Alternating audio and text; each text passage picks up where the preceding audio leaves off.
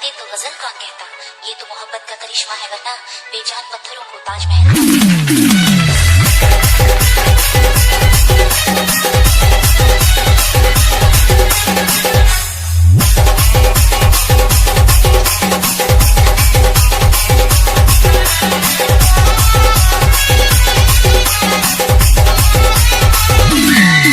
Mister Narendra Nishad.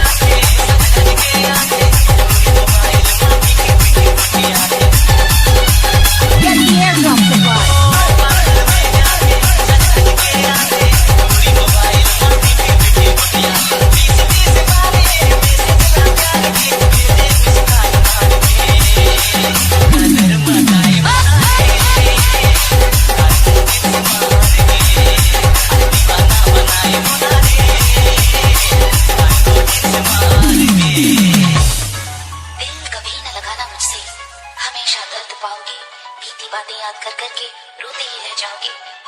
करना ही है तो दोस्ती करो मुझसे, कसम से कहती हूँ, उम्मीद से दुगना मिस्टर नरेंद्र निषाद।